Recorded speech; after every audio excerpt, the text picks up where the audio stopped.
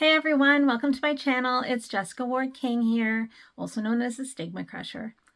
Today I want to talk about something that I'm not particularly proud of, but that we really need to shine a light on if we're going to talk about mental health and mental illness in an authentic way.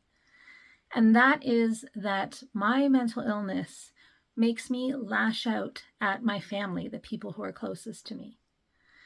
Particularly, I'm thinking of my manic phases. So for those of you that are new here, I struggle with bipolar disorder. And some of the symptoms of mania are delusional thinking, increased grandiosity, having a flight of ideas, talking really fast, thinking really fast. And so when you are telling your significant other, your family, about all of these thoughts that are going through your head, if they don't get it, you can become very frustrated very quickly. In fact, irritability is also one of the key symptoms of bipolar mania. Now, I say this not to excuse it, but to explain it.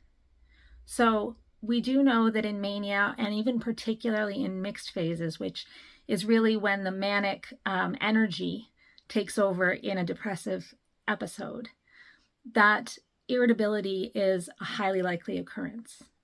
For me, that looks like going from 0 to 60 in 10 seconds or less. I can be talking to my family.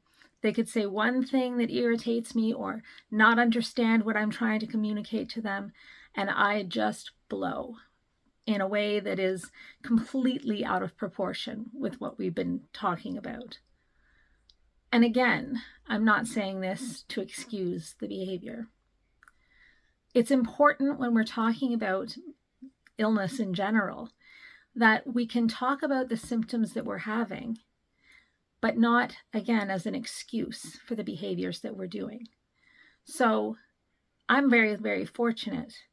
My wife has learned over the years to very calmly identify and name what's happening. She'll say, "That's your bipolar mania talking. You've gone from 0 to 60. You need to go step away and think about what you're saying and what you're doing." And I usually get mad at her for that, but I know enough now, I've learned enough to go away and calm down.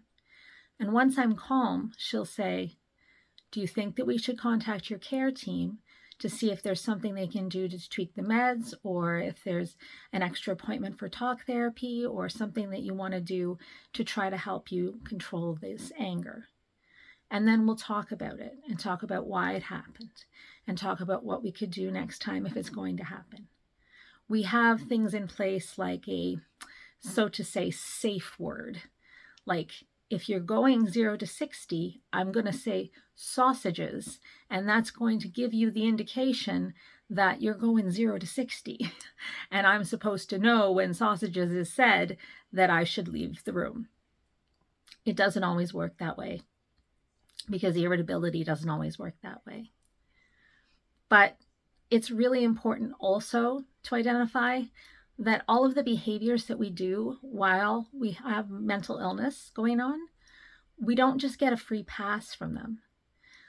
The problem with my irritability is I really focus on my family rather than, getting irritable with people at work or people in the street. I really focus on my family because I know they're still going to be there when the dust settles and I come back all remorseful. Whereas at work or whatever, that's not necessarily the case. And so the two people who in this world deserve it least from me are the ones who get it the most. And that's just not acceptable. And so it's my responsibility, at least I feel very strongly, it's my responsibility to continue to work on trying to find ways to control my irritability, trying to find strategies, trying to find the right mix of medications, trying to find whatever treatment options I need to find in order for me to reduce and hopefully eliminate the amount of times I'm irrationally irritable and angry with my family. Now, the other side to this is it's possible that whenever I'm irritable and angry, and as inevitably a person is wont to be, right? That be identified as a bipolar trait. And it's not. People will get irritable and angry. That doesn't mean it's their illness causing their irritability and their anger, right?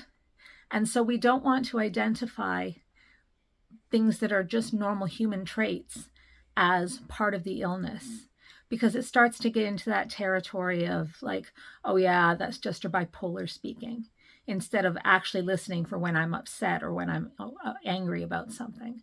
Because sometimes the anger and the upsettedness indicates that there's really a problem, right? So we don't want it just dismissed as just part of the bipolar and not really taken seriously. Now, I'm fortunate in that my wife does not do that, but it is possible that that would happen. So I just wanted to flag that for you, that not all of our behaviors done while we're ill can be attributed to the illness. But I do fully believe that we are responsible ultimately for our behaviors while we're ill.